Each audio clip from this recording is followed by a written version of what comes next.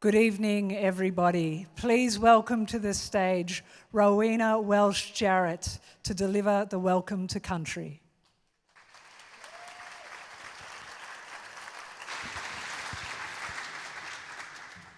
Thank you, everybody. That was a very warm welcome. Nagambi. My name is Rowena Welsh-Jarrett, and as I was introduced, I'm conducting the Welcome to Country for you all this evening at this amazing, essential event, drawing focus on the critical importance of climate change issues in our region and globally. I would like to begin this cultural process by acknowledging our elders past, our elders present, the elders who came before us, the elders who role modelled self-determination, cultural strength and pride. I acknowledge our ancestors and all Aboriginal and Torres Strait Islander brothers and sisters here tonight.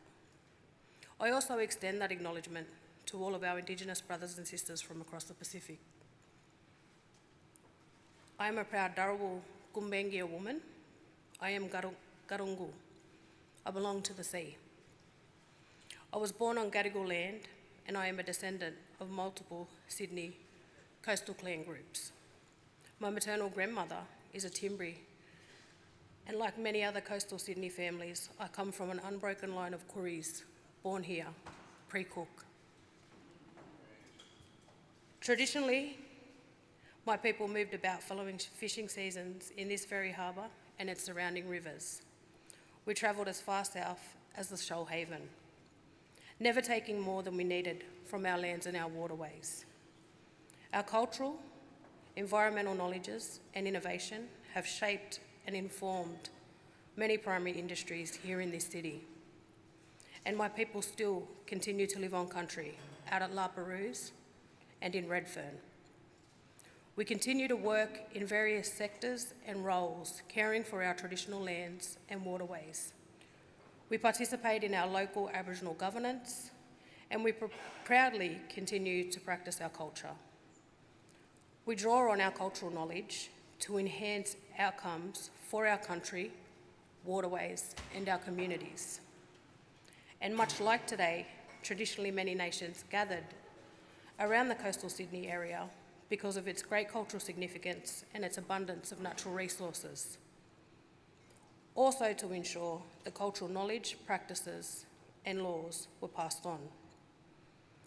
When people would visit from outside of our cultural area, we would follow the custom of welcoming them to our country as they passed through for reasons such as ceremonies, marriage, burial, trade, and celebration.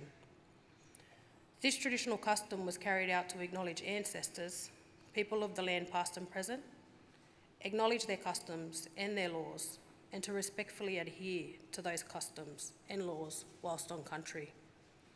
In turn, this ensured your safe passage through country.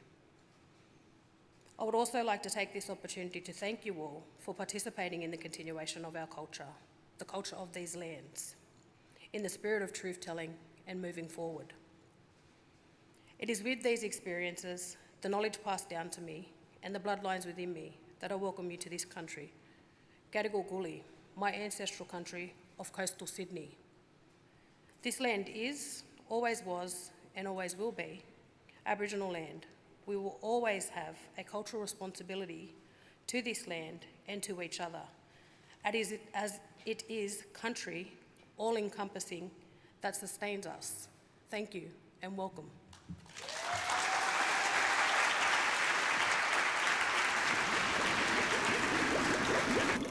The hugeness of the reef, the incredible variety of its life, have provided us with a program for years of continuing research. Over my lifetime, what one felt was an open-ended world. There was masses of stuff to learn. It has changed radically. Unless we realize that we're screwing up, we're going to have a very devastated planet to live on. I'm Frank Talbot. I was born in South Africa and brought up in Cape Town. It was a lovely youth. My mother used to take me to the seaside. became fascinated by the things that grew in the half-tide pools, the fish particularly. I did reasonably well at school, got into the university, and I did a master's degree there and later a PhD. Applied for a job at the Australian Museum here, and I got the job. After about 6 months, I thought, you know, I'm not going to leave this country. We were so welcomed in Australia. I eventually became director of the Australian Museum, and we worked on a research project, start a research station. My name's Frank Talbot. I'm interested in the biological problems of coral reef. My name is Melissa Baloo.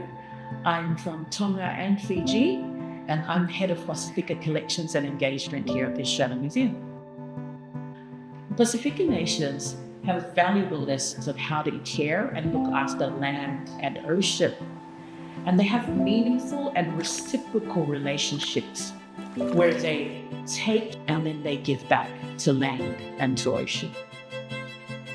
Their relationship with the land and the ocean is part of who they are. It's part of their identity. So you remove somebody from the land that they've grown up with, you are severing connections with them and their land, their ancestors, and the knowledge that comes with that. So we are working now with Pacifica nations to revitalize cultural knowledges and practices so that they're able to preserve these knowledges for generations to come. The people in the Pacific barely contribute anything to this climate emergency, yet they bear the brunt of it.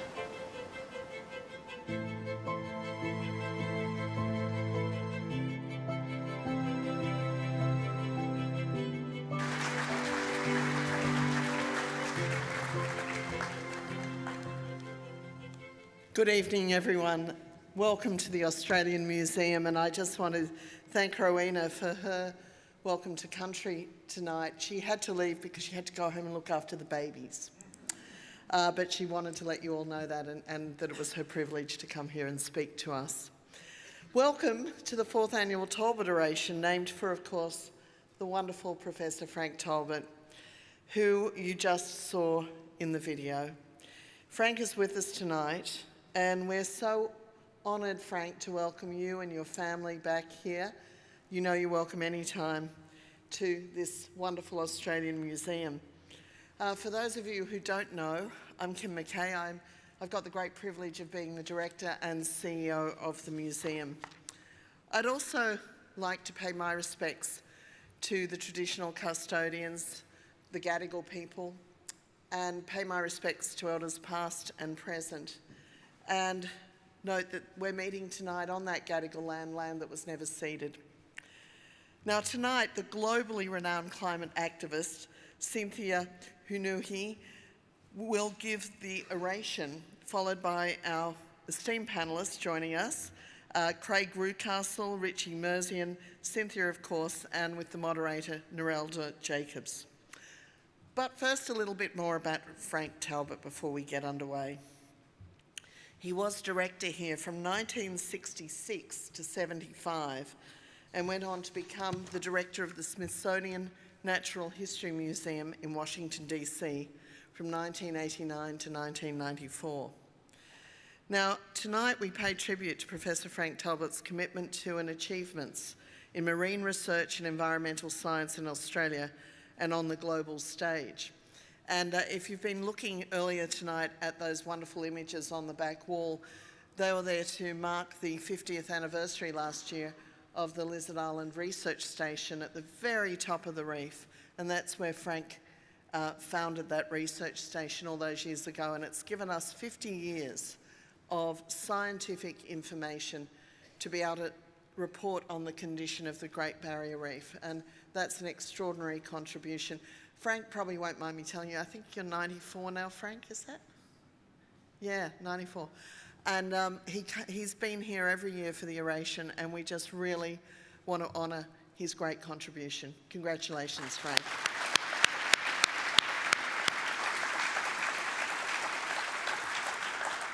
There are, of course, a few other special guests among you this evening as well who I'd like to acknowledge. Firstly, our Trust President of the Australian Museum Board effectively, Brian Hart, so thank you, Brian, for being here, as well as those trustees who've joined us, and representing the Australian Museum Foundation is Deputy Chair Fiona Sinclair, as well as Kate Haywood, the Chair of the Lizard Island Reef Research Foundation. There are members of the Australian Museum's Climate Solutions Advisory Group. We had a short hour meeting before this event tonight upstairs, and it was great to see them all, so thank you for your support. Parrick McNichol from the US Consul General has joined us this evening, as has Donald Pelham, the Consul General of the Republic of Vanuatu, along with colleagues. We've got Dr. Robin Williams here with us tonight, the former President of the Australian Museum Trust and, of course, renowned science broadcaster on the ABC. Thank you, Robin, for your continued support. And Dr. Des Griffin, who's just there, right in front of me there. Des is a former director of the museum as well, and a great supporter, and still comes in all the time to do his science. That's the great thing about our Science Research Institute. Our scientists never leave. They keep doing the work even when they've retired, and it's fantastic. Our former trustees, Robin Quiggin and Jenny Bott, are here, but a very special welcome tonight to the wonderful Julian Bickersteth, the CEO of International Conservation Services. His funding and his great support of the museum is funding the Talbot Oration as our event partner this evening. Thank you, Julian Bickersteth.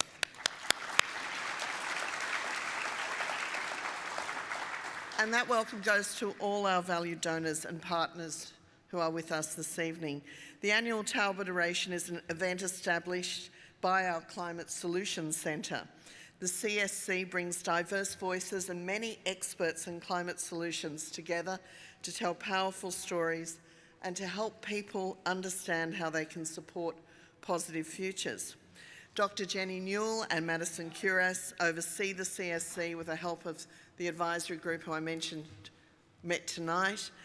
They're all leaders in climate science and solutions across many fields, and of course both Craig and Richie are both members of that as well. I'd like to share with you all two exciting new partnerships the AM is about to embark upon.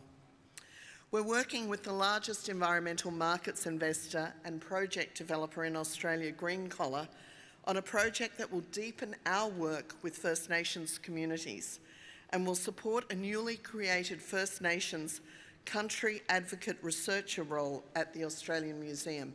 Of course, part of our pillars for the future are to support First Nations voices and to be able to employ another bright young First Nations person in this special role of researching country and sharing that information with the wider community is incredibly important. So we thank Green Collar and especially Narelda Bradley for that support, and her team are here tonight. They've travelled from everywhere to be here because they just love the idea of the Pacific. I was talking to them earlier on the executive team. So Anjali Nelson, Emily Sturman and Elise Colicchio, thank you so much for your support. Another announcement I'd like to make tonight is about science communication, something that's always been very dear to my heart. I'm extremely pleased to be announcing a partnership with AAP, Australian Associated Press, which many of you know is a not-for-profit news organisation. Australian Museum visitors and members will have exclusive access to a curated news feed of important breaking stories across environment, climate change and science, First Nations stories and culture, which reflect the pillars of the museum and our work. The news feed will be beamed into the museum somehow. I have no idea how that works, and will be available to our members to sign up to in their homes. So thank you to Lisa Davies, the CEO of AAP, for your continued collaboration to make this project a reality, and we'll be kicking that off very soon. To those of you who are members, you'll hear all about it. Now, the Talbot Oration is also an opportunity for us to come together to mark World Environment Day today. You just thought it was State of Origin Day, didn't you? Anyway, it is World Environment Day, and it showcases advances in the field of climate change research, environmental conservation and action.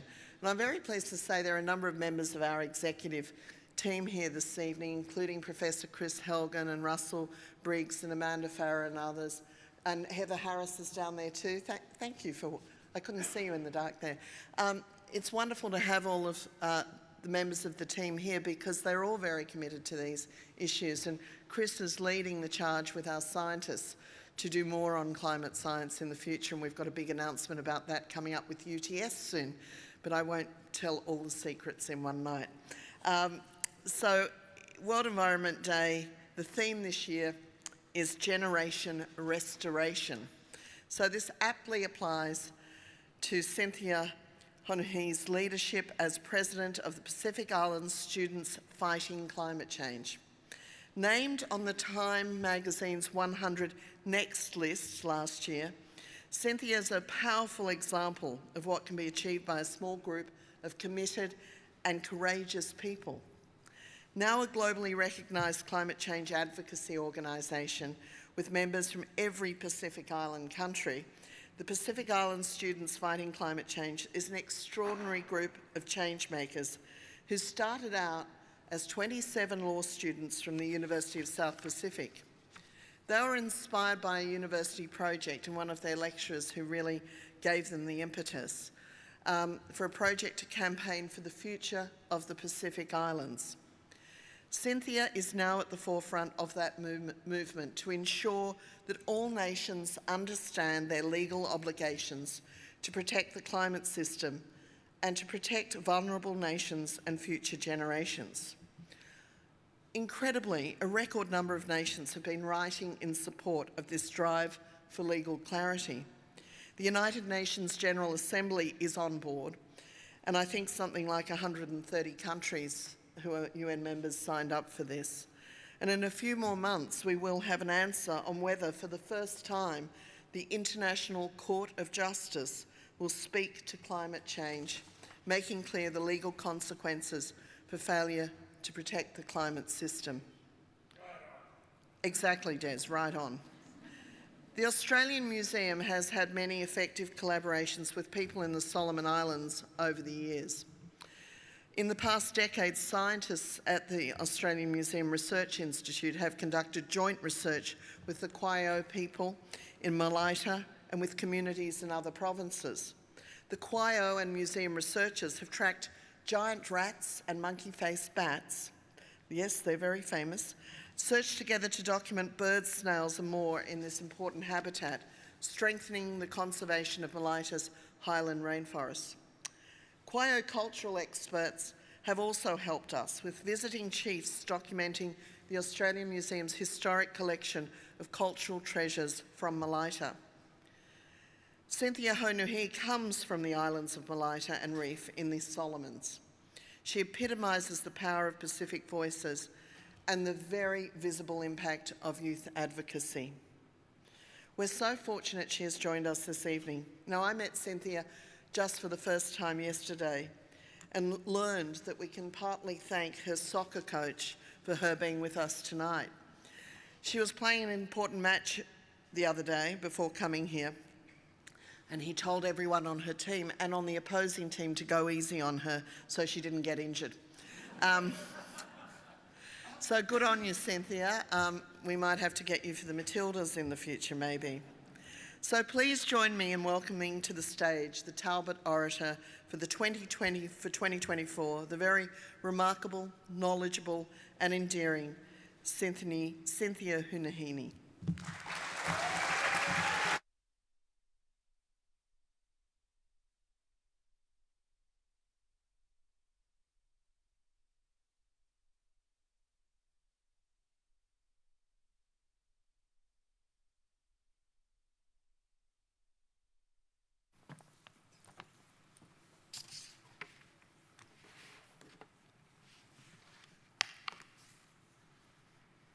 Thank you, Kim. I acknowledge the land of the Gadigal people upon which we stand today and pay respects to the elders past and present. I extend that respect to all Aboriginal and First Nations people here with us today. I also pay respect to my Pacifica ancestors on whose shoulder I stand on and whose stories I carry. Palaheo. When I was first approached to do the Talbot Oration by Dr. Newell, I immediately said, yes, of course, I'd love to. I've always valued such opportunity given to myself or any of our team members from the Pacific Island students fighting climate change to share our story about our campaign.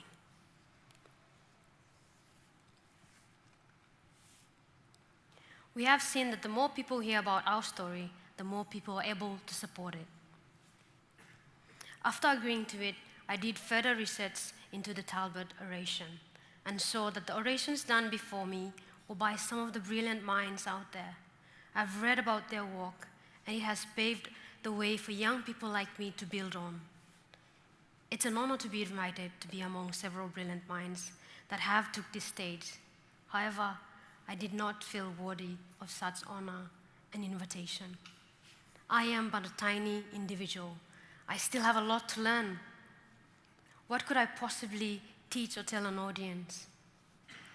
Taking a few steps back and really looking into this opportunity and what it meant reminded me of what a typical community from the Pacific Islands is all about.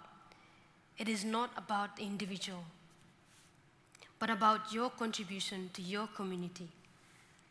This is about the voice I represent and the stories I carry at any given platform. These are voices that are not often heard and not often given a seat at the table that is meant for them. So here I am. I'm honored and grateful to be given this invitation to tell my story, and our journey towards achieving the future we want for ourselves and for our children. Before I start at the beginning of our campaign journey, I'd like you to note that for us, the Pacific Island students fighting climate change, the work we do and the advocacy we carry is greatly shaped and influenced by our Pacific culture, values, and our understanding of our different communities. For myself, our campaign can be explained in how a typical community in Solomon Islands deals with certain issues. For instance, in a typical Malaitan community in Solomon Islands, we have chiefs and elders. And when there are issues of conflict or questions about certain customs of the community, it is often the chiefs that we look towards for clarification. Whatever advice or wisdom that the chief says is final and very influential in the community to keep the peace and harmony. This campaign is the same understanding. But we are looking into institutions that are not ours and haven't always worked in our favor, but we believe in them. In our eyes, the International Court of Justice, or the world's highest court, is the body that is the equivalent of our chief. And we are members of the world community, and we are bringing questions regarding our customs to the world's chief to weigh in on the discussion of the greatest challenge of our time, at a time when we are all not on the same page. Especially regarding this climate crisis, let's hear what the world's highest court has to say. To begin with our journey, I'd like to start with my story to give you an insight into some of the individual motivations behind the campaign for our team members. I was born to two nurses who traveled around many islands of Solomon Islands for their work. When I was born, we moved to one of the most remote islands in our country called Reef Islands.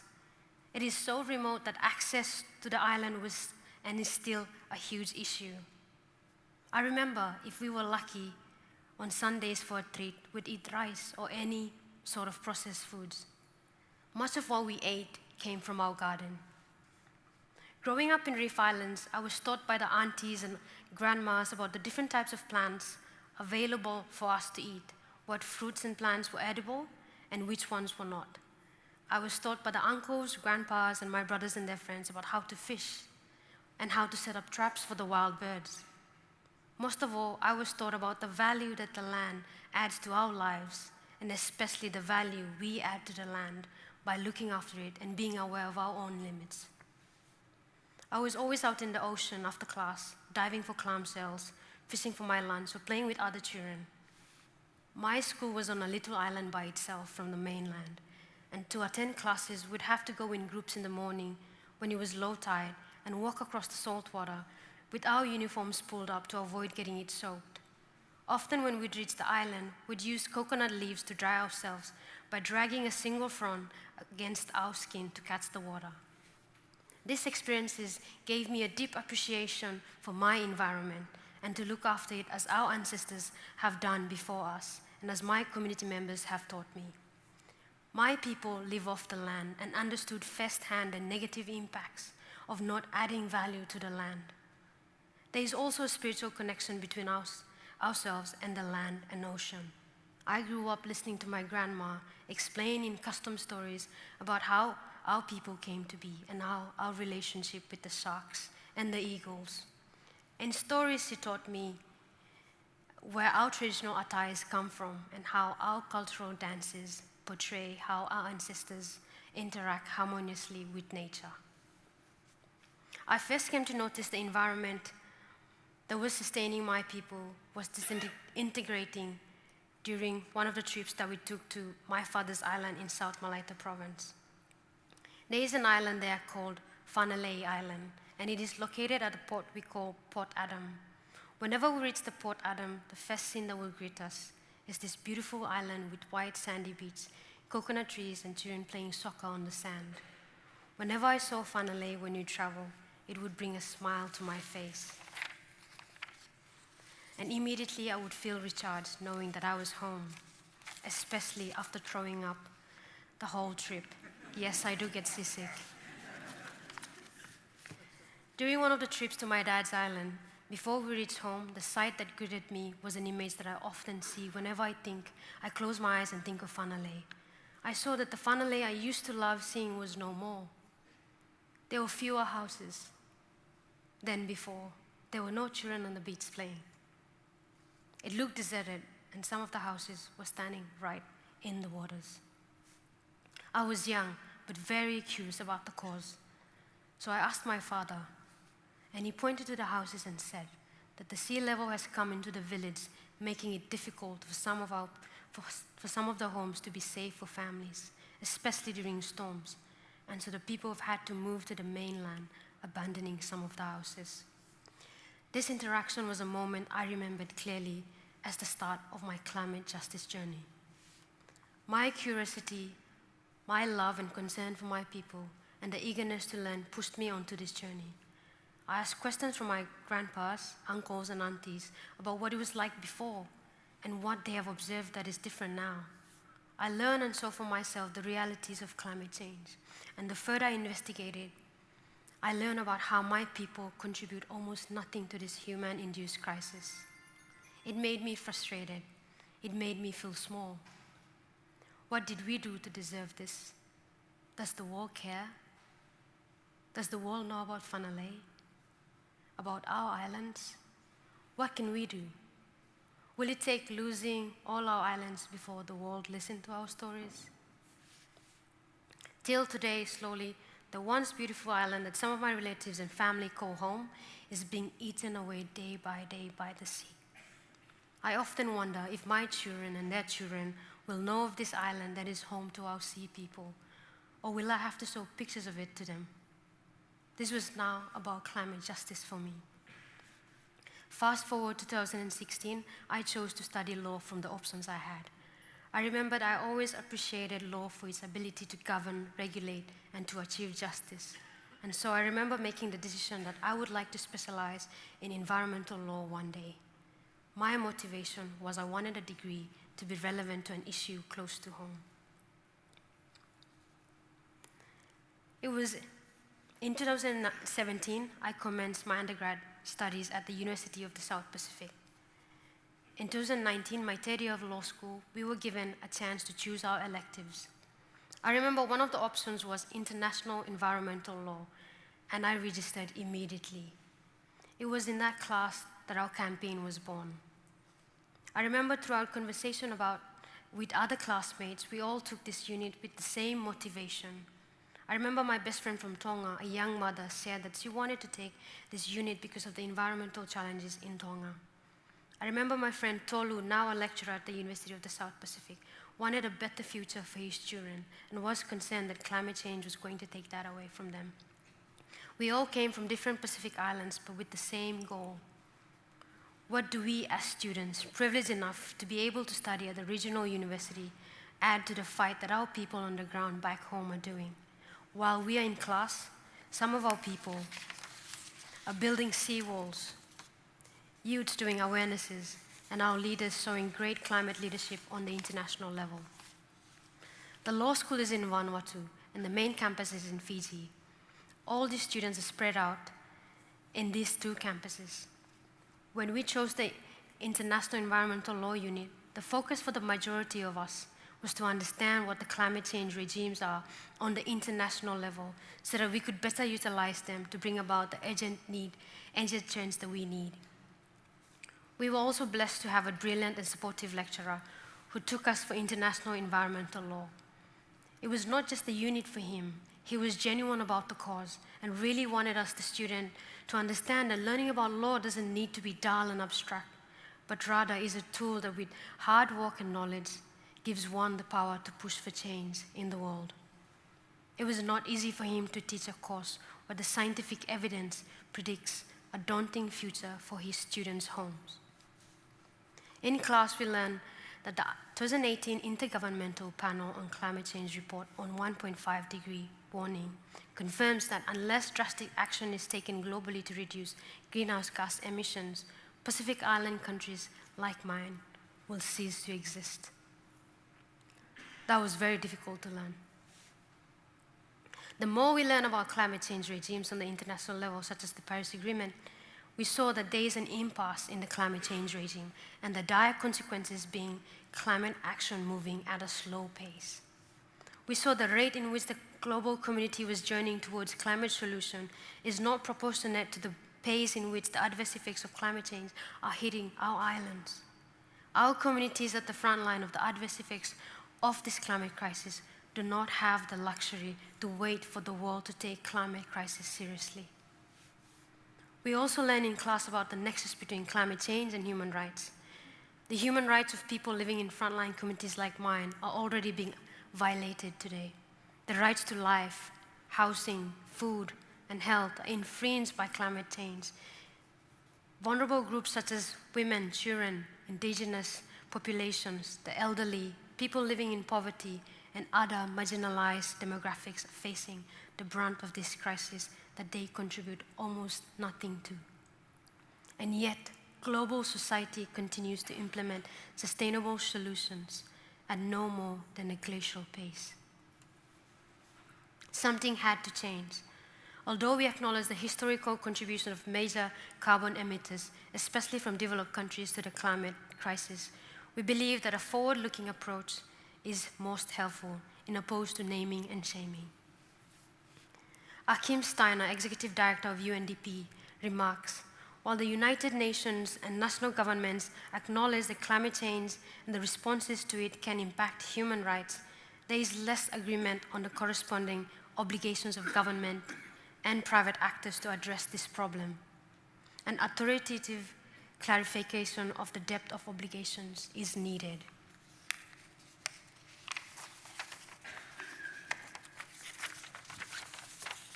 For us in the Pacific, the realities that really reflect that the climate crisis is also a human rights crisis.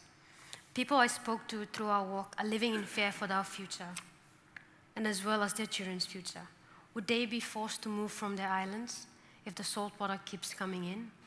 Where will they go? In class, we continue to learn about various ways that those around the world are working towards climate justice. We learn about advisory opinions from the Inter-American courts, and we learn about other legal pathways that people have pursued. Closer to the end of the unit, our professor challenged us to research the most progressive and ambitious climate change action that Pacific Island leaders could initiate in international legal processes, and once we had chosen it, to lobby it to our leaders to take it forward. As a class, we researched many different legal pathways. However, the one that resonated well with us was the legal pathway of seeking an advisory opinion from the International Court of Justice, the ICJ. Firstly, because we were inspired by a similar unsuccessful attempt by the island nation of Palau in 2012. And secondly, it was the most ambitious pathway for anyone, let alone a group of Pacific Island students. After all we've learned, we believe we needed ambitious climate action, and a pathway that could accelerate climate action to reflect the urgency of the matter for our people. We were convinced that the International Court of Justice advisory opinion was the most appealing option after assessment of the global impacts such authority can potentially have to the efforts of combating the climate crisis. Once we all agreed on the legal pathway, we then had to decide on who among the class were willing to take this on. I remember 27 students put up their hands and volunteered. It was not for special credit. It was a choice the students had to make on their own. I was one of them. I remember feeling hesitant at the start. The journey looked scary, especially the outside world. I come from a small island. I question if the world out there will listen to us. How can 27 law students from the Pacific Islands convince the majority of the United Nations General Assembly to request an advisory opinion from the International Court of Justice? My motivation was thinking about my people. I was reminded of why I took law in the first place, why I had to leave my beloved ones behind to pursue an education. That was enough for me to push away the fear and be part of this initiative. This was the birth of Pacific Island students fighting climate change as a group. This group was born specifically to action our chosen legal pathway. We started getting organized. Online group chats were created, and our first activity as a group was to write letters to all our Pacific Island leaders who are members of the Pacific Island Leaders Forum with our proposal. They were meeting in Tuvalu later that year in August of 2019, and that was the intended destination for our proposal to be endorsed. Our proposal was we wanted our Pacific Island leaders to urgently commence the process of seeking an advisory opinion from the International Court of Justice on the issue of climate change. Around March 2019, we started drafting letters. Meanwhile, we also launched an online petition and started campaigning. The most difficult task was convincing our own peers about the campaign. I remember hustling my friends for loose coins to afford a banner which cost about 50 Australian dollars to get people to know about our campaign.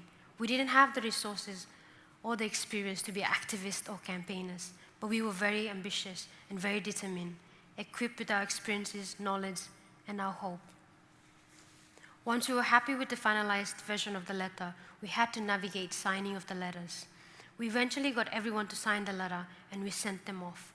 Accompanying the letter was our briefing documents outlining in detail a proposal, what we wanted, the reason why, the legal question we proposed our leaders asked the International Court of Justice, the benefits of the advisory opinion, and links to academic resources supporting an advisory opinion pathway. While the letters were being sent out, our team in Vanuatu campus hosted an event called Storian Luyumi. Student lecturers and the public were invited to learn about our campaign. This was some of the initial activities that we did to bring attention to our campaign. From all the letters we sent out to all the Pacific Island leaders, including Australia and New Zealand, we received overwhelmingly compelling positive response from one Pacific Island nation, the Republic of Vanuatu. The Vanuatu government have always been brilliant visionaries regarding their climate leadership. From there, we discussed and agreed that our members based in Vanuatu Law School should approach the Vanuatu government to build on their response. So a team representing the group went and met with the Vanuatu Minister for Foreign Affairs at that time, Honorable Minister Ralph Regenvanu. We pitched the idea to the minister, and he informed us that he will take this up to the government and update us on any progress. We were hopeful and always believed, having seen our Pacific leaders showing great climate leadership on the global stage, that they will welcome this initiative. Several weeks later, the Vanuatu government approved to take our proposal to the Pacific Island Leaders Forum in Tuvalu. In August 2019, at the Pacific Islands Forum meeting, in the final communique, the Pacific Island leaders noted our proposal. We were hoping for an endorsement, but in the final text, the leaders noted the proposal to request a United Nations General Assembly resolution seeking an advisory opinion from the International Court of Justice. We were not satisfied with the outcome and were determined to continue campaigning. In 2020, due to the global pandemic and the regional political and economical turmoil, the campaign lost its place in the priority list of our leaders. Nevertheless, the PISFCC, alongside CSOs in the Pacific, kept the campaign alive via a series of exciting and innovative initiatives such as digital content and countless awareness-raising webinar events globally. We also took the idea globally. Like-minded youths around the world heard about the campaign and came together under this campaign. We formed an umbrella group called World's Youth for Climate Justice to mobilize and engage young people from other countries such as from Europe, Asia, Latin America, Caribbean islands, and Africa. Youths from the Pacific and from around the world came together through Pacific Island Students Fighting Climate Change and the World's Youth for Justice to campaign to take the world's biggest problem to the world's highest court. This was all happening during the pandemic. The dry spell ended when in September 2021, the government of Vanuatu announced that they will campaign for the ICJAO initiative with a timeline set for 2022. This brought new momentum to the campaign. While the Vanuatu government worked on the political front, PISFCC, our group, revolves around the CSO front. The civil society movement born among students grew exponentially in early 2022 with the formation of the Alliance for Climate Justice Advisory Opinion. The Alliance represents more than 1,500 separate organizations from numerous grassroots associations to large international organizations. We came together to support the efforts of the Vanuatu government. We often refer to our campaign as the ICJAO campaign or the International Court of Justice Advisory Opinion campaign. The International Court of Justice is the principal judicial organ of the UN, also known as the World Court. The ICJ's role is to settle, in accordance with international law, legal disputes submitted to it by states and to give advisory opinions on legal questions. An advisory opinion of the ICJ is different to a decision in a contentious case. Advisory opinions are provided by the ICJ in response to a legal question that may be sent to it by the United Nations General Assembly, UN Security Council, or a UN specialized agency. These opinions are advisory. In other words, unlike the court's judgment, they are not officially binding. Nevertheless, the court's advisory opinion do carry its authority and prestige and are highly persuasive in determining the obligations of international law in other international and national fora. An ambitious advisory opinion on climate change and human rights from the International Court of Justice can contribute to global progress towards climate justice and intergenerational equity. It can do this in several ways, but to name four: firstly, putting human rights and human rights at the center of climate change discussion at all levels, addressing the crisis when dealing with mitigation, adaptation, and loss and damage. In short, it can ensure countries have a rights-based approach when taking climate action. Secondly, emphasis of human rights during UNFCCC, COPs, and during the implementation efforts of the Paris Agreement.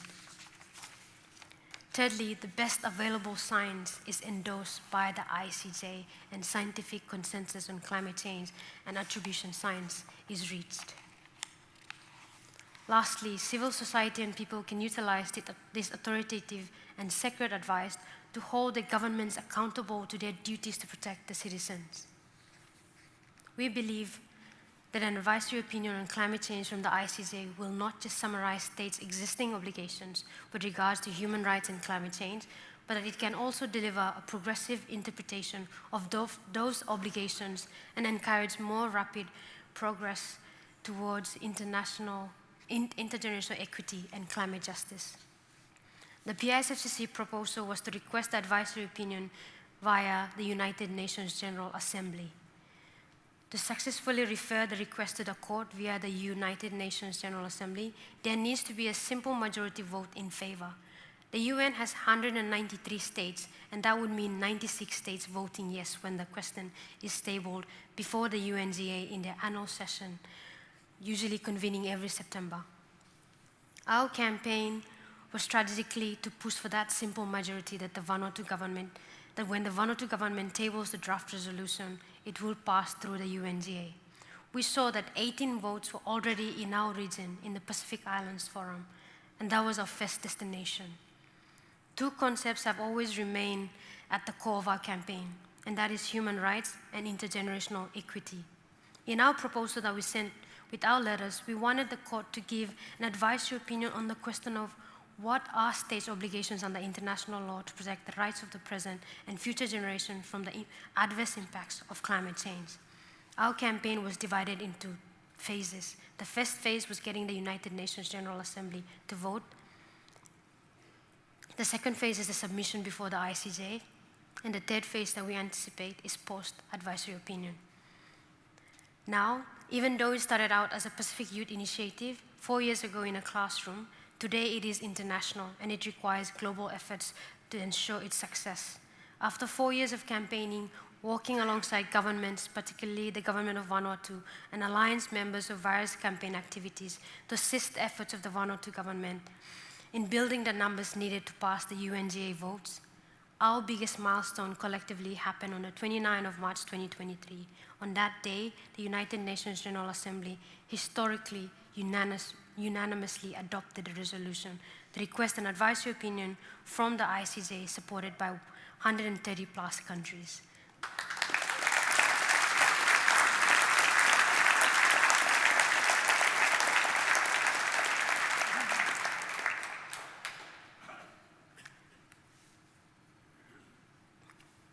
The result was beyond our wildest dream. It was more than the simple majority that we campaigned for. This sends a clear message that the world needs the highest court to weigh in on the greatest challenge of our century.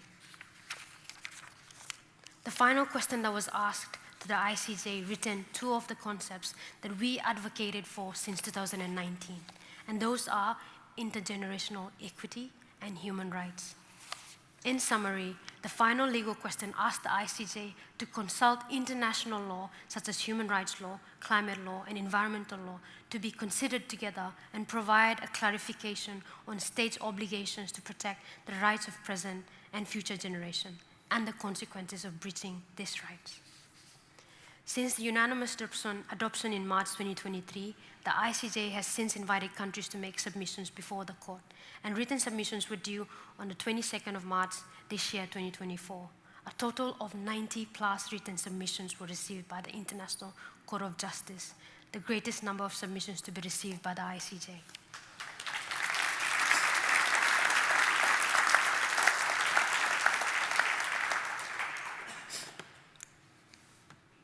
The next phase is the comments phase, and the deadline for this has been extended from the 24th of June this year to 15th August 2024. States that have made written submissions to the ICJ will get an opportunity to comment on the submissions by other states received by the ICJ. Once the comment phase is done, then the next phase is the oral hearing, and the deadline for this is yet to be confirmed. For PISFCC, we will continue to support our governments regarding their submissions in various ways we have already done, from being part of the drafting team to evidence gathering. This is a unique and historical opportunity to support for states to be part of shaping the development of international law, especially from a human rights perspective. Never has the ICJ spoken on the issue of climate change. We are at an impasse, and for far too long, we have been reliving a cycle of inaction that demands an approach that is both radical while strengthening existing efforts. This advisory proceeding does not seek to replace existing mechanisms such as the UNFCCC frameworks or the Paris Agreement, but rather to strengthen them with legal clarity provided by a strong advisory opinion. What we, the PISFCC, hope to get out of this are as follows. Firstly, human rights, international equity. Our hope is that the resulting advisory opinion is inclusive of these concepts. By approaching from a human rights perspective, we are literally putting people at the center of the solution to the climate crisis. Human rights law allows us for more ambitious climate action because it provides a more comprehensive perspective of states' obligations. Secondly, we advocate that there will be strong and robust submissions to be made before the ICJ, and that means a focus on human rights and the rights of future generations. Argues for an understanding of state obligations under international law and not just the Paris Agreement, reinforcing the scientific consensus that the global warming needs to be limited to 1.5 degrees Celsius. And lastly, advocates for ambitious consequences to flow from the breach of obligations that include reparations, compensation, cessation, loss and damage, among others. Overall, we hope for an advisory opinion that is grounded in climate justice and human rights. The world is not taking climate change seriously. Carbon pollution continues to rise as the window for action slowly closes upon us. Vulnerable communities such as mine, who didn't cause the climate crisis, are already experiencing it. We demand a strong advisory opinion that will uphold climate justice and human rights. The many milestones of the campaign were possible because many people, including youths around the world, came together to help us realize our goals. We couldn't have done it without the people who believed in our work and supported it. From the $50 banner in university to now being supported to share our story with you at the Talbot Oration. The ICJO campaign nears the last few engagement with the ICJ, which are the comment phase and the oral submission. PISFCC intends to garner as much support as possible from our people and the public at large. Despite the movement studying in the Pacific, today it is international and requires a global effort to ensure its success.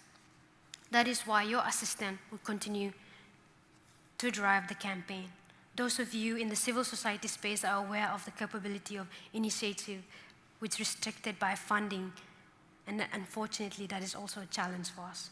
We call for any support regarding funding, as we have plans that include mobilizing the broader public during the oral hearings to take our voices to the ICJ, creating advocacy tools to help educate people on the stories of the frontline communities, as well as to further progress the demands of CSOs and frontline communities through meaningful engagement with states. In addition to that, may our journey inspire you to act. Be like the students of the Pacific Island. Reach out to your governments through letters. Make the polluters accountable by sharing your voices, sharing your stories, sharing your passion. March with the school students. And if you're an educator, inspire your student to act as our lecturer has done for us. Plant trees, get informed about the cause, join the fight in whatever capacity you have and the space that you are in. Do what you can for the same objective that we are trying to achieve, and that is a sustainable future for the present and our future generation. Nothing is too small or too big. The only thing that matters is your contribution to your community. Everything counts. May our stories show you how passion, determination, courage, knowledge, and hard work can go. We often refer to ourselves as stubborn optimists. Let's all be stubborn optimists. What I fight for is for my people and our children to live in dignity without the fear of climate change denying them that freedom. The former Prime Minister of the Republic of Vanuatu, Bob Longman, summed it up perfectly, and I would like to end with that quote. This is for the world's most vulnerable, for all of humanity and our collective future. This is about what we must save, not what has been lost. This is a campaign to build ambition, not division. This is a campaign to uplift the goals of the Paris Agreement. This is the young generation's call for justice to the world's highest court. Thank you for listening.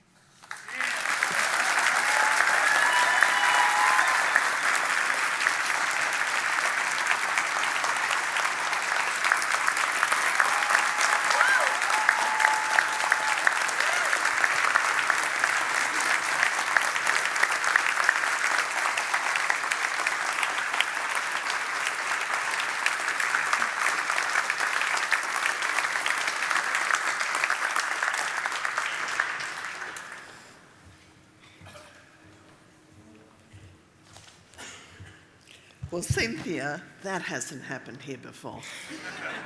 Thank you. Wow. If you feel like you haven't done much with your life so far, we can take a leaf out of Cynthia's book tonight and heed her call for action. It was a very inspiring address, but you've got a lot more work to do. That's for sure. Now it's time for tonight's panel discussion, which is moderated this evening by the wonderful Narelda Jacobs. Come up, Narelda, thanks. Narelda is a Whadjuk Noongar woman, a journalist and presenter. Her career at Network 10 spans more than 2 decades. Narelda presents the daily 1-hour national news bulletin, 10 News First midday and 10 News First afternoons. You'll also find her on NITV and SBS and on the ABC podcast airwaves, appearing in documentaries and Australian dramas, hosting events around the country and internationally, sharing her lived experience on panels, and giving back to her community through ambassadorial and board roles. Welcome, Narelda, and thank you for moderating our panel this evening. It's great to have you with us. Thanks, Kim.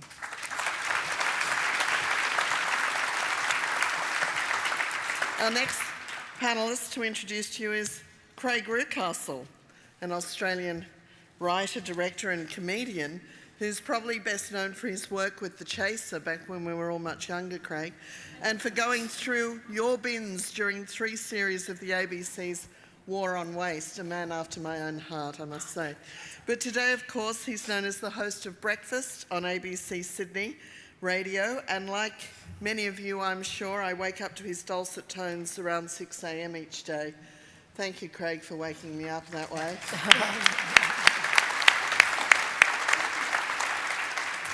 And our final panel member for this evening is another member of our Climate Solutions Centre Advisory Group, Richie Merzian.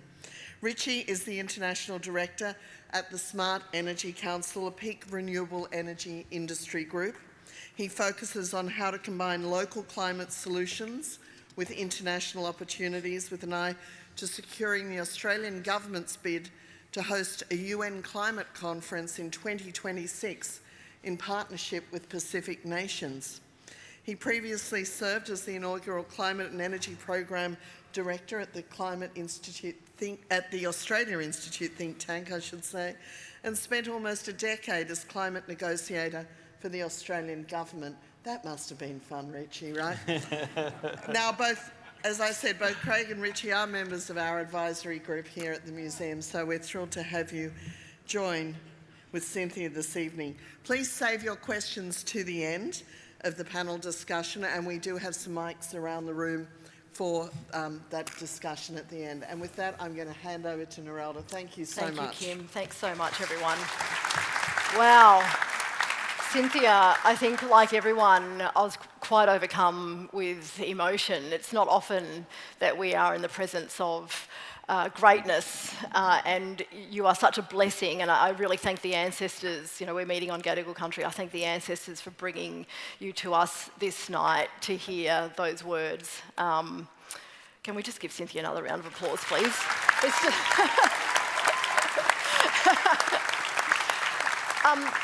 Cynthia, preparing the oration must have meant that you stopped for a moment and reflected. What was it like taking that time to reflect on the meteoric last few years that you've had? Oh, okay. Thank you for that question. At the start, we've just been going and going. You know, when you go back home, you see the urgency of the matter, and so we've never taken time to really reflect. So having to really go down and sit and able to write that oration really took me back and sort of I tapped myself on the shoulder and said, oh, you've come a long way. And, you know, but then again reminded there's a long way to go. It's not over yet. What are you hoping you will see once the oral presentation is made, the submissions and the advice is given? What are you hoping will be the result of that? Well, first of all, party. This is an honor. Pepsi Max and KFC. I think for us coming from frontline communities, one thing that has always been something that we worry about is security. So having the security of a legal opinion that strongly is grounded in climate justice and human rights, especially intergenerational equity, that's what we look forward for, that security, so that the field could be even, you know, a level playing field for both of us, especially when we go to those international stages. It is not often a level playing field. Well, you're sitting right next to somebody who is an expert at COPs. Richie, you know your way around COPs. In fact, you're trying to bring one to Australia in 2026. How much clout does something like the ICJ's advice give at an event like that? A significant amount, and it's what's been missing. It's that level of accountability, much needed accountability. If you think back to the Paris Agreement, the reason we have a 1.5 degree goal is because of Pacific leadership. It was Pacific nations pushing, led by the Marshall Islands and the late Tony de Brum, pushing to have a goal. It was literally 1.5 to survive. So we wouldn't even have that North Star in the Paris Agreement if it wasn't for Pacific leadership. But that's not enough. It's how do you actually ensure implementation? I spent a number of years negotiating for the Australian government on climate and spending weeks away doing that, and have this argument with my partner, who was at the same time doing the role of climate, but at the local council level, at Manly Council. And so she would point to actual climate actions her community was taking and saying, we're reducing this many tons of emissions. And I'd point to the UN negotiations and say, well, we got these words in here, and hopefully that will trickle down to millions of people implementing. But we had no idea. We had no idea. And what this provides is a certain level of accountability so that governments have to address what they've signed up to. And the submissions to the ICJ are a good sign of that record number of countries putting forward what their plans are. And hopefully more of that will come. Craig, it's urgent, isn't it?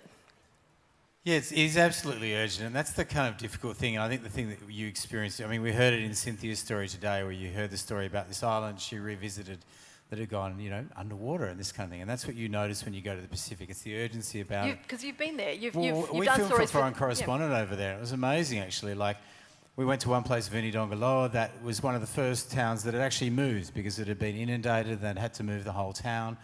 And that was an extraordinary experience, and just to hear their story of how difficult it was to move and to move away from their burial grounds, their fishing and all that kind of stuff. Interestingly enough, yes, they could move, so they could move, but there's another 800 towns just in Fiji that are going to be affected by climate and have to move. The more interesting I thought was we went to a little place called Namuimanda, which is a village where, fascinating village actually, because pretty much most of the economy of that village is run by the women who go out in the afternoons and they dive for something called nama, which is a sea grape, and that's pretty much the whole economy exists on that.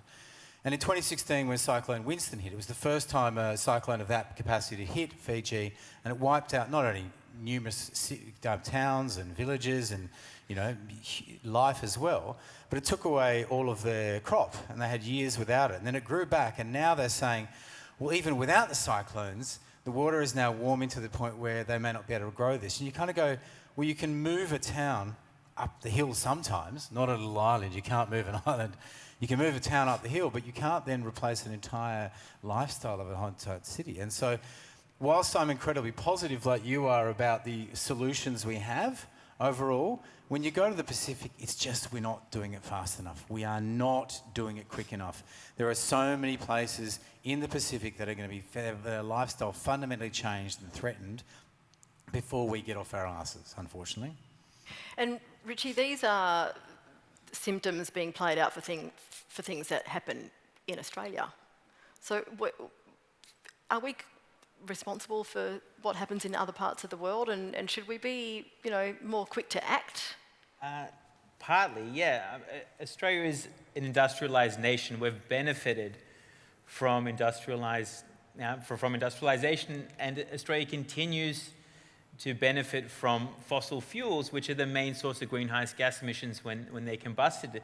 Australia remains the third largest exporter of fossil fuels in the world, of coal and of natural gas. And so on the one side, you're exporting the problem, and on the other side, you're championing the solution. And I think we're at a time now where you can't do both. So this is the time when I guess that accountability needs to be brought to bear. This is the time when Australia as a nation and Australians in our democracy need to actually say, we need to once and for all decide which direction we're going to go in. And that needs to be in actually backing the solution. Cynthia, what was Australia's reaction like when you came calling and asking for support? Well, out of all the countries, what we've thought would happen happened. We were scared that the letters would go into their outbox, so maybe that was something that happened. But we were happy that during the co-sponsors and support, Australia came on board. And like you've mentioned with the COP, with the bid, we believe having it closer is good for us. However, we want Australia to match our ambition as well. That is meaningful engagement. Yes. Are you having meetings while you're here? Have you got meetings planned?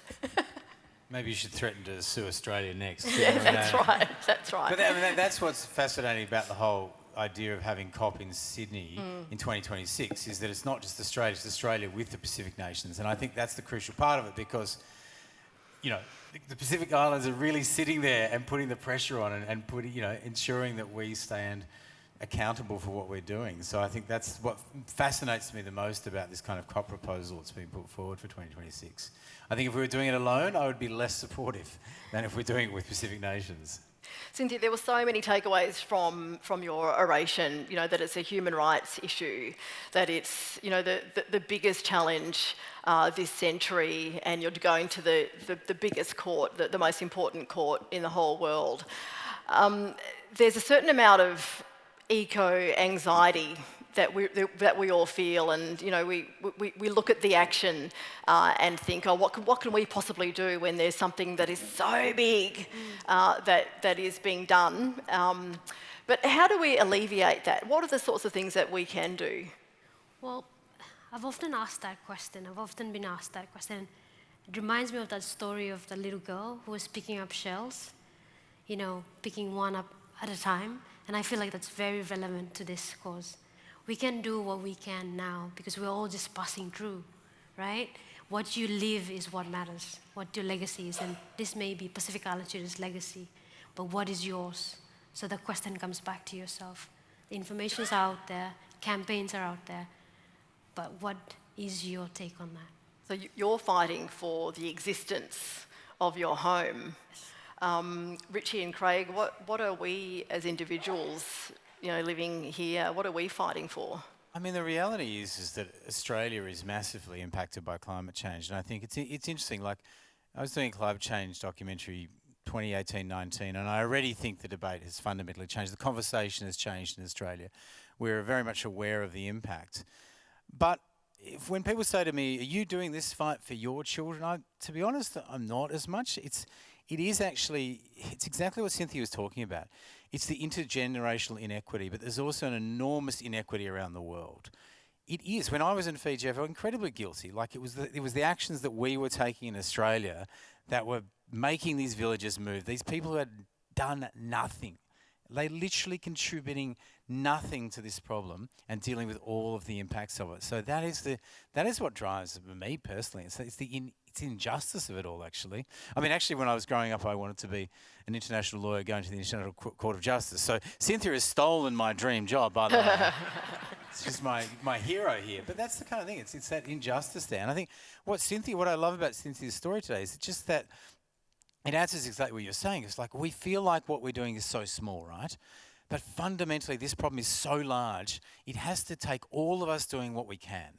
You know, if Cynthia can get together 27 students from an island and put it together and do this, can you imagine what we can do? Think about your influence, think about the people you know, think about what you can do. It's not just do the things individually, but also then getting together as groups, making your power, making your voice larger, exactly as Cynthia does.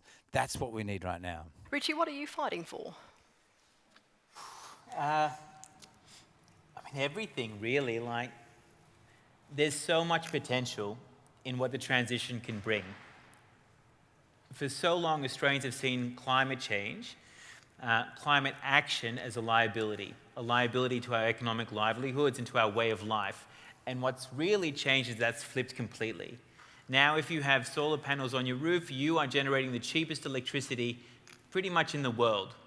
The transition now is just a question of how fast we can move, and the extent to which we can move quickly, we can also benefit dramatically. By electrifying everything, our homes, our vehicles, our industries, by looking at what we can build here in terms of climate solutions and export to the world, having a Prime Minister who says he wants a future made in Australia so Australia can export climate solutions, that's a dramatic shift from where we were years ago. And if we can accelerate that, I mean, we have a target to hit 82% renewables in Australia by the end of this decade. Half of that will come from just residential homes, putting in place batteries, getting panels on the roofs, getting a giant battery with wheels in their vehicle, in their vehicle choices, all those changes. And then when we add on top of that, when we stack it on top, we clean up electricity that helps us clean up transport and clean up industry, and we can start exporting. The majority of the world's emissions are north of us in Asia. the majority of the world's consumption, the majority of the world's population, Australia doesn't have to just transition itself, it can also help transition North Asia as well. By onshoring, we can create so much renewable energy that it becomes almost free. And we can use that abundant natural energy to actually power industries that are currently being done in a really high polluting way just north of us.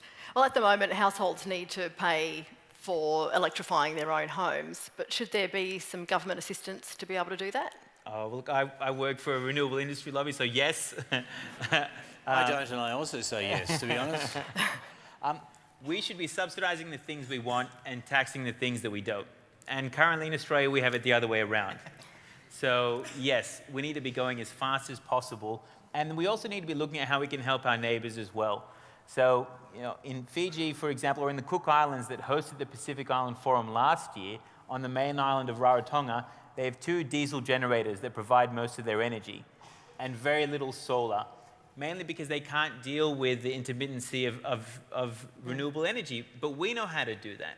We could be helping the Pacific get off expensive diesel and onto renewables, training them on how to best use that, and also providing another source of labour mobility as well. So it's not just helping internationally, that we can practically help as well. What do you think about the conversation we're having about, well, I don't know if we're having a conversation, that's the right way to describe it, but about nuclear power? Fred, Do you have any thoughts? I mean, it's generally just a distraction from the main issue. I think Matt Keane was probably hit the nail on the head when he said it's a way of slowing the transition down and, you know, kind of protecting kind of coal and that kind of stuff. It's ridiculously expensive. Most people don't want it in their backyard. Like it's ridiculous we're having a debate where people say, we're going to bring you cheaper energy by going to the most expensive form of energy possible. It's just a political junk, to be honest, and it's kind of frustrating. Yeah, so that's my... Do you want to add anything, Richie? I'm sure you've got something to add to that. Look, only in the sense that often we point to countries that do have existing nuclear industries and say, well, why don't we do the same thing? Even if we started today, it would take at least 15 years. We're going to be at 100% renewables and then some by then. So the faster we move on clean energy, the better it is for all of us. Okay. Cynthia, if Australia and the Pacific were to host a COP in 2026, would that just be like all of your Christmases come home? Yeah, the platform, it's a privilege to host that. It's a very big platform. The whole campaign was able to be amplified on a global stage because of that platform. We went there and we socialized this idea to other youths from around the world, because that is where all the activist campaigners go, and that's where you push your agendas and stuff. So I believe something like this can happen if we host it close here. Pacific Island have been good climate leaders, and so why not bring it home? So when you thought that you were going to get 90 UN member countries, and then you got 130, how did you set about getting the support from around the world? Well, as I've mentioned in the oration, a lot of the political front has been taken care of by the leadership of the Vanuatu government. However, the civil society that have come together to put pressure on the governments and just been aligned together and saying, okay, this is our demands, having bilaterals, meeting with state representatives, just getting in every room that we can get. That's where we try to do lobby. And you know, our way is storytelling. You know, stories move hearts, and every human being have hearts. So that is powerful, and we never underestimate the power of that. And that is a gift from being Pacific Islanders and good storytellers. Taking the focus and putting it on human rights, Craig and Richie, how does that change the way that we talk about climate? I think it's a great idea, and because I think it's interesting. Weirdly, people, I think it's wrong to see climate change as an environmental issue alone. Like, it's not. It's a humanitarian issue. It's an issue of humans and people. Like, you know, yes, it will impact the climate. You know, yes, it will impact the environment. Yes, it will impact koalas and all these other animals as well. But it's going to impact humans on a massive scale. And I think that focusing on that is genius. I think that is very crucial to this approach. And I think it's spot on. We shouldn't just be thinking this. Sometimes people, I think, push environmental issues to the side, and there's a certain group of people that don't look at it. Climate change is not just environmental, it's humanitarian, it's human rights. It's not left and right. That's only in Australia you see that ridiculousness happen. You go to most places in the world, it's not a left-right issue. It's fundamentally about all of humanity. It's not a political issue. So I think that this is a really great focus, and I love the fact that looking human rights, intergenerational problems there is, I think, spot on. Richie, are there still deniers? Yes, but we've moved. We've moved from a time of denial to a time of delay. I mean, even if you look at the government policies being put forward, the opposition's policies, even nuclear energy, which quoting Craig is political junk, is still attempting to provide a solution, recognizing climate change is the problem. And so it's good to be having a debate about what we need to do and how quickly we need to do it, rather than if we need to do it at all. The only issue is whether we get there fast enough. And if we think about this idea of Australia and the Pacific hosting a UN climate conference in 2026, 2026 could be when we're already at 1.5 degrees of global warming on average. And we know what scientists have said about what happens from that point on.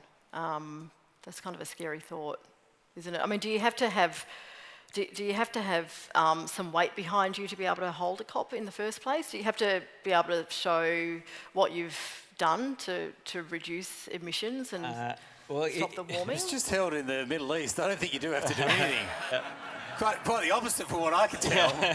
You have to be a climate change destroyer and then you get to host it. Well, then you're an expert at climate change, exactly. Greg. You're an expert. I mean, it was in the United Arab Emirates last year. It was in Egypt the year before. It'll be in Azerbaijan, which is a gas state. And it'll be in Brazil next year, which is also, an oil producing state This too. is a good thing for Australia, because Australia actually has one of the highest per capita carbon footprints. So this is maybe why we're going to get to host it in the end. I mean, I'm, a stubborn optimist, if I can borrow Cynthia's term. Hosting a COP in partnership with the Pacific is a level of accountability that Australia will have to have in co-hosting that I think it's never really had to have before. And my hope is that if Australia gets the bid secured, and it's still a bid, and we should all be pushing the Australian government to lock that in, November 2026 could be the moment where the Australian government finally says, with the strength of the Pacific by its side, we are finished in opening up new fossil fuel projects, we're going to phase down existing ones, and we're going to double down on clean solutions.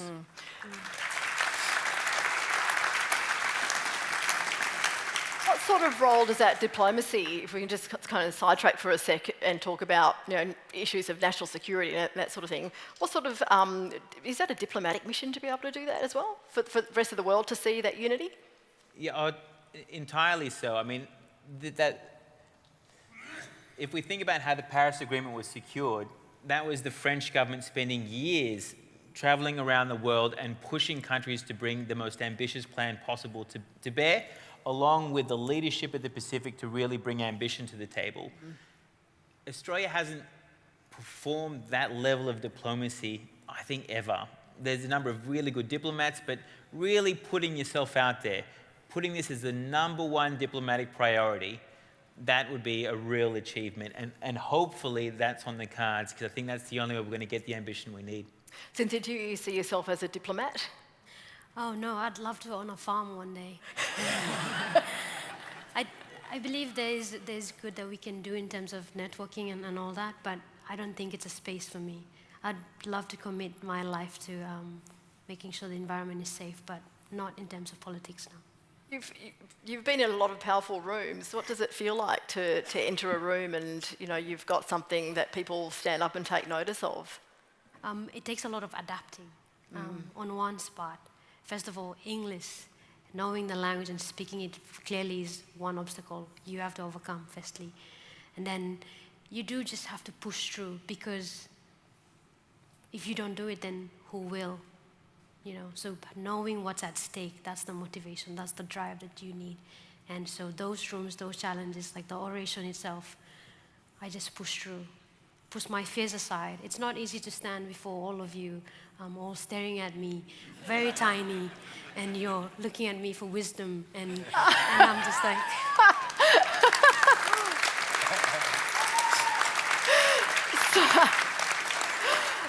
Cynthia, how did it feel when you saw a standing ovation?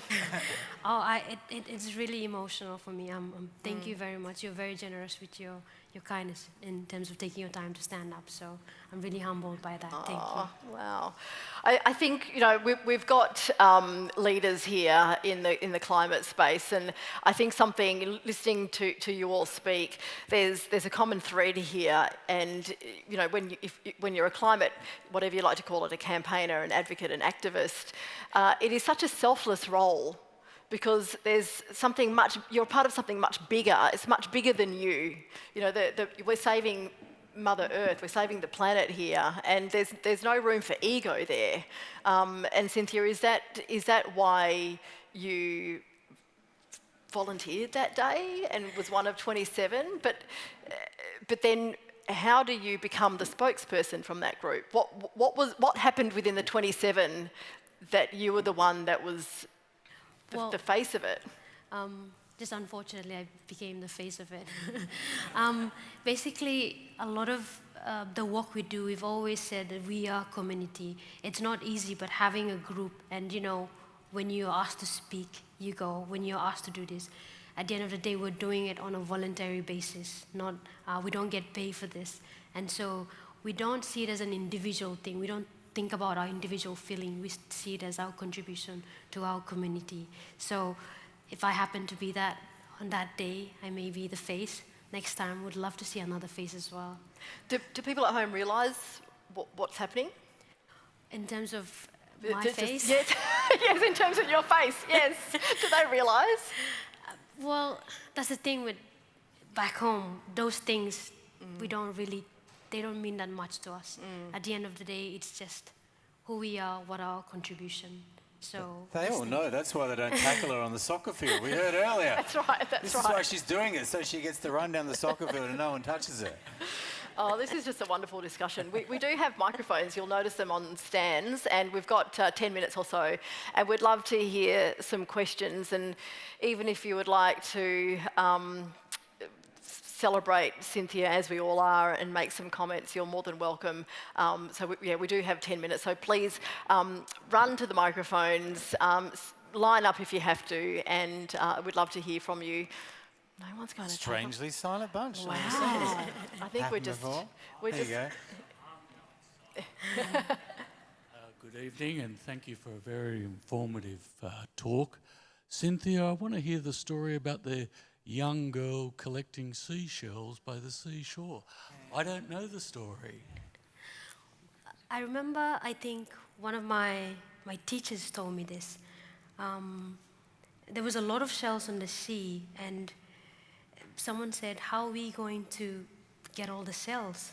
And I think this little girl went and started picking it one by one, and eventually all the cells were collected. So people, when they looked at all the cells, how are we going to do it? They became overwhelmed already. But the little girl began with one shell. And so I think this is what it's about. Don't be overwhelmed by the whole picture. Start with your shell, whatever it is. Pick it up and go with it. Thank you. Thank you for asking that question as well. Yes. Hi, Cynthia. Thank you so much for your talk. It's absolutely wonderful. I'm asking you a question on behalf of an organisation in Europe called Migromedia, where we work with students across Europe to understand migration and to understand the causes and impacts for both Europe and people coming to Europe or leaving Europe. So listening to you tonight, because you're fighting so hard for the rights of Pacific people to stay in the Pacific if that's where they want to be and to stay there safely, I'd like perhaps to ask you if you could give some advice to all those students in Europe, so they're high school and university students. So what should they think about when they think about migration and people's hopes? Ooh, that's a big responsibility. I know, but don't it's not your responsibility, but just anything you can say would be lovely. Thank you. That's a very beautiful question. I think for us, the students at the start, we were always motivated by, our ancestors have lived on these islands, have lived on this land. So they have fought for this land to be able to be the way they are. So picking up on that, they are the custodians of the island, so they should be able to stay and fight whatever it is that they contribute to it. So for young people, we are the closest to the next generation, right? And so what do we want to bring our children into? It's not easy, but hope is fighting. That's what we feel like. And the ICJAO, I would like to share that it is a hope that they can share with us as well, the whole campaign. The support that you were saying that would be very, very valuable, any support that could be provided, and I know you spoke about it in the oration, but is that a way that people can help if they don't, if they're caught up in their own lives, or they've, time poor, or they can't volunteer their time? Is that a way that they can help to create meaningful change, is to give money to the cause? Yeah, a lot of the work we do is voluntary, and it depends on a lot of support. Sometimes we hold into our own pockets from whatever jobs that we have on the side as well. And so that could go a long way in terms of financial support, if that's something that people are willing to be able to do. We have plans that we like to carry out, but as always, they are restricted by funding. But nevertheless, we will carry on with whatever we can. So if people feel like they can do that, that's something we very much welcome. How can they get in touch with you? I'm sure the museum would put them in touch. Yes, I believe there are some details that will be shared later. We appreciate you guys taking the time to have a look at them.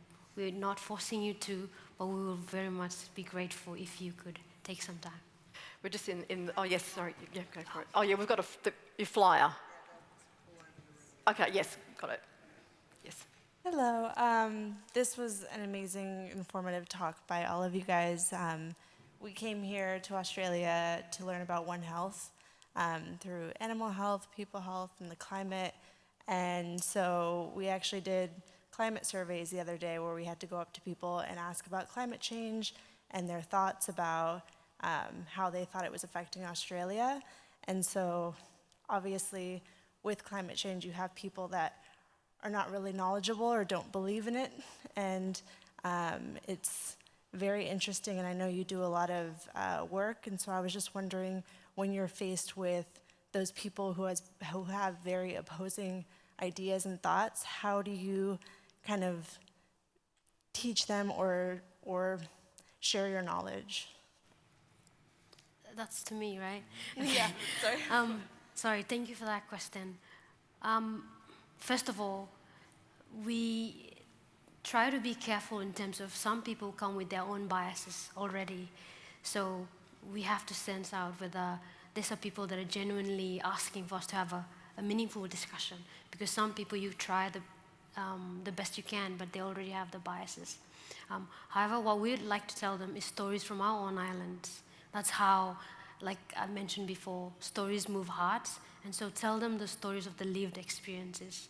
Show them, paint them the picture. That's what moves people. And so sometimes it works, sometimes it doesn't. Depends on the day as well. Thank you. Craig, do you pull up in your bus with coffee cups? Well, yeah, exactly. Sometimes giant, stupid visuals help as well. But no, I agree. But it's interesting. Like, I think it is the thing that, like, don't waste your time focusing on this. It's only about 5% of people who are climate deniers in Australia. Don't really waste your time on having that conversation. If it's actually about having the conversation with the people who are probably the next step behind you. Remember how you were a year or so ago. Remember where you were in the conversation. Remember what got you over the line. Have those conversations with those people who are just kind of not quite sure what to do, and take them on the next part of the journey. And it's interesting because I think sometimes it's interesting, when we were doing the Fight for Planet A show on climate change, we realised that a lot of the conversation that was had from people who are advocates and really keen on getting people activated in climate change, they were actually starting the conversation halfway along, and they'd lose people straight away. We went right back to the very simple thing. We went really back to we couldn't believe some of the things we were saying, because we're like, surely, we've been talking about this for 20 years. People don't get this. And by actually doing that, we got feedback from people saying, for the first time my family understood and now doing something, because we went back to the very first thing. So just remember where you were years ago. Remember that first start of the journey you were on? And take people along that thing. Don't kind of come in hot from right at the end of it, because not everyone can do that. Sometimes it leaves people behind as well. Yep. Hi. Like Craig, I've worked in television for a long time, worked on lots of environmental programs, films, done lots of research, and done a lot of research into the COP negotiations. And as he said, you know, it takes a long time, and it's really important that the government is coming to the party in this marriage and taking accountability. But what about business? Because, you know, as Cynthia even mentioned, she's looking forward to the party and the KFC and the Pepsi Max at the end. But we all know they're the companies whose refuse ends up on the beaches, you know, and they have a huge impact. So I'm just wondering, you know, whether there's a plan to bring business to that party as well. Richie? Yeah, there is. In fact, the UN climate conferences have become the largest international meeting that a country can host right now. And the reason why isn't because governments are sending more people, it's because everyone else is going as well. And so the center of gravity shifted out of those government-to-government negotiations to everything that's happening outside. And a lot of that is business-driven, because consumers are demanding that businesses actually have net zero plans, that they actually have circular stewardship built into their products. And so if Australia and the Pacific are hosting a COP here, which could happen in 2 years, then really what are we going to be doing on the edges of that COP to make sure that businesses in Australia are actually doing everything that they can? And I think that's the most exciting part. It's no longer just getting governments to be held account, but businesses and corporates as well. And I think we've seen a lot of movement, and sometimes that actually helps pull governments along. If we think about where we were 4 or 5 years ago, you had a Morrison government that didn't want to sign up for a net zero pledge, that didn't even want to go to the Glasgow COP. But you had many businesses here that were pushing for that kind of leadership and that kind of certainty. So that's definitely a big part. How many of the businesses there, a lot of wanting to make the change, how many there are campaigning against it, lobbying against it? Yeah, look, there's a fair few, and unfortunately the fossil fuel lobbyists are there in force, just like they are in Australia. We often say the most fossil fuel jobs in Australia are actually in Canberra. And that's a big part of the problem. And the only way that'll change, I mean, we can try and tighten up our democracy so that we have less of that, or we can go ahead and back the businesses that are doing the right thing and making sure that we have accountability frameworks in place. So, for example, next month, companies in Australia will have to start disclosing where they're investing in terms of their climate disclosure. That's a big transparency element that we've never had here before. So we're going to have more tools in place to make better decisions so we back the right businesses, and that's hopefully a good start. Are you able to offset at all the emissions that are produced? Is this all about cutting emissions? I think we should aim for zero emissions. Let's go for zero emissions, and there'll always be little bits on the edges that are really hard to do, and where technology will need to fill that gap, and that's where you can look to offset those hard-to-abate sectors. And be careful about the offsets you pick as well. Some are hot air, some are credible, and there's good systems to differentiate that. But really, we should be aiming for zero emissions. Okay. This is not a technological problem anymore. It's a political one. Okay. And if we push for the right solutions, we'll get them. All right, thank you. Look, I just wanted to finish where we started, and that's with First Nations people. And I'd like to get a closing comment from each of you about where or how important it is to listen to First Nations people in mapping out our future and saving the planet. Who would like to go first? Well, we'll let Cynthia go last. She'll have the best answer. Thanks, Craig. That's exactly what I was getting at. Exactly. Look, I think it's interesting listening to Cynthia talk there. I mean, just talking about what she was taught as a child growing up, about what you took from the land and how you dealt with it. It's important lessons. We've got to go back to those simple lessons there, and we have a lot to learn from Indigenous people in all the countries around the world. And there's been a lot of leadership coming from Indigenous people, so we need to look to them more. Richie? If there's going to be a COP here, then really having the Pacific leadership front and centre, and then actually having First Nations Australian leadership front and centre as well. And that's not just in having their voices heard, but also giving them ownership over climate solutions too. So one thing that we'd love to see is actually having First Nations own and run their own clean energy projects as well, giving them actual tools for the solutions too. Thank you. And the very last word goes to Cynthia. Oh, thank you. I think, like Craig mentioned, we really stand in solidarity with First Nations people. We have the Torres Strait Islands. We resonate well with them as well in terms of the challenges they face. And so leadership has come out from this challenge, from the Pacific. So I know for sure it can come out from there as well, because they have the experiences. They have the knowledge of many years of looking after the land that they live on. We could learn from that. And is this a movement of First Peoples from around the world? Have you connected with people from around the world? Yes. I remember in Denmark, I met with someone from, an indigenous lady from the Amazon, I think, the forest, and she was speaking to me in Spanish, I think. And I didn't understand anything, but we bonded because it was, we just said like the same. She was crying while I was speaking, and I was crying while she was speaking as well. Oh, that's gorgeous. So, that's gorgeous. Yeah, this platforms like COP does that. It helps you get to connect with other nations and learn from them that not only in the Pacific you have frontline communities, you have others around the world as well. The universal language of climate, crying. Unfortunately. Let's change that, shall we? And just to close, thank you so much. You've been a wonderful audience, and in particular, Richie, Craig and I were sitting in front of Des, and while Cynthia, you were giving the oration, and it was really wonderful to hear the enthusiasm coming from behind us. So thank you so much to you all for being here and being so gracious. It was a truly humbling experience, Cynthia, to listen to you speak. So we all are blessed and better for it. So thank you very much. Please thank our panel, Richie, Craig and Cynthia.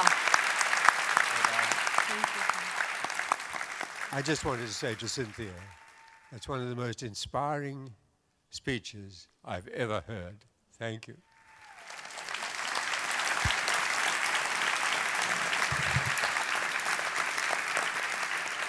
I just want to add to that, to thank you, Narelda, too. But I don't think I've ever met somebody like Cynthia, having worked in the environmental sector for a big part of my life, who has such humility and grace, but such passion and commitment to her cause. And boy, do we all hope, Cynthia, that you're successful in your quest, because you deserve every bit of that, and you deserve one day to have that farm as well. Let me tell you. I know we're going to hear from our wonderful Papua New Guinean performer tonight, Gali Guru, so please stick around and talk to some new friends that you've met here tonight. But I just want to say thank you to Julian Bickersteth for supporting us with the Talbot Oration each year. We really do appreciate that. And to Frank Talbot, I love the contrast of having an elder in our community with an emerging young woman who is doing something on the global stage together. Thank you so much for coming tonight, and come back soon.